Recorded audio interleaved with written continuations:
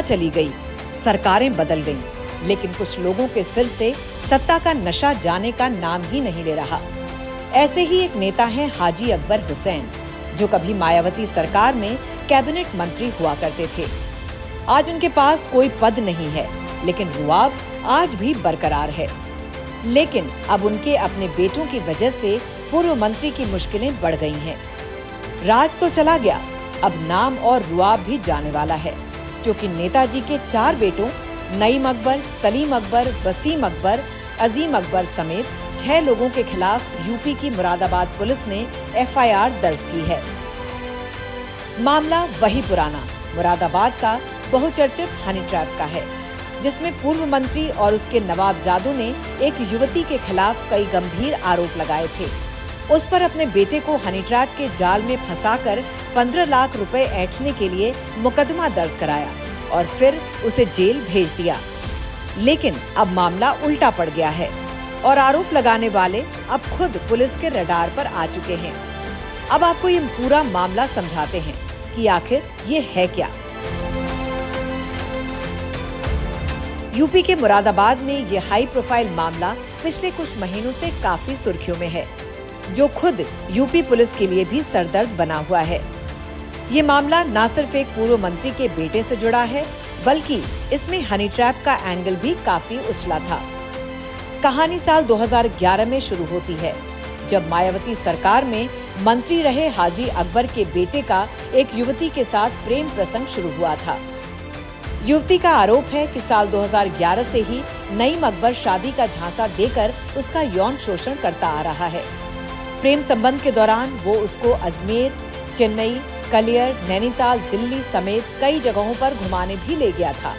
वो लगातार सालों तक उसका यौन शोषण करता रहा और शादी से भी इनकार करता रहा।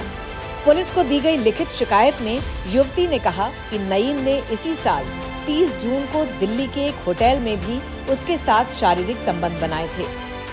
साथ ही वो अब तक 2 बार युवती का गर्भपात भी करा चुका है। युवती का आरोप है कि जब जब उसने नईम अकबर से शादी की बात करनी चाहिए तो वो कोई न कोई बहाना बना दिया करता था।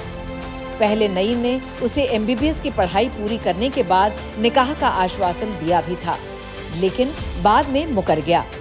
अब वो दिल्ली के अपोलो हॉस्पिटल में नौकरी कर रहा है, लेकिन शादी का नाम लेने पर परिवार सहित उसे डराता धमकाता और जान से मार देने की धमकियां देता है।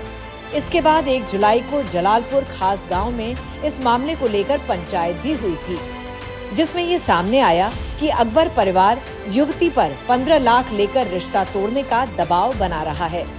जब विरोध किया तो अभद्र व्यवहार किया और गलत मुकदमे में फंसाने की धमकी भी दी गई। इसके बाद नईम ने भी संबंध खत्म करने के लिए फोन से दबाव बनाया और धमकाते हुए कहा कि मेरे पिता मेरी शादी किसी MBBS लड़की से करेंगे और तुझसे नहीं होगी। इतने पर भी मन नहीं भरा तो अपनी रसूख का इस्तेमाल करते हुए इस परिवार ने युवती पर ही मामला दर्ज करवाते हुए उसे हवालात के पीछे भिजवा दिया। जब युवती ने देखा कि उसके ऊपर दबाव बनाया जा रहा है और कहीं कोई कार्रवाई नहीं हो रही है, तो उसने मुख्यमंत्री दरबार में पहुंचकर आत्महत्या करने की धमकी दी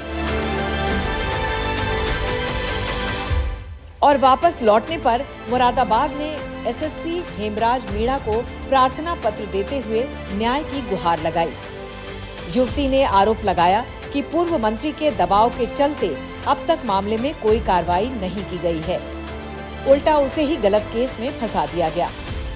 युवती ने पुलिस को बताया कि 11 साल तक उसका शारीरिक शोषण किया गया है और मांग की है कि इस मामले की उच्च स्तरीय जांच कराई जाए। पीड़ित युवती ने पुलिस और कोर्ट के सामने तमाम सबूत, फोन में audio, video footage, chat recording समेत सभी साक्ष्य पेश किए हैं, जिसके बाद कोर्ट ने भी डॉक्टर नईम अकबर, सलीम अकबर, वसीम अकबर, डॉक्टर अजीम अकबर, शमशाद और निसार को दोषी माना है और पुलिस को दोषियों के खिलाफ सख्त से सख्त कार्रवाई करने के आदेश दिए गए हैं।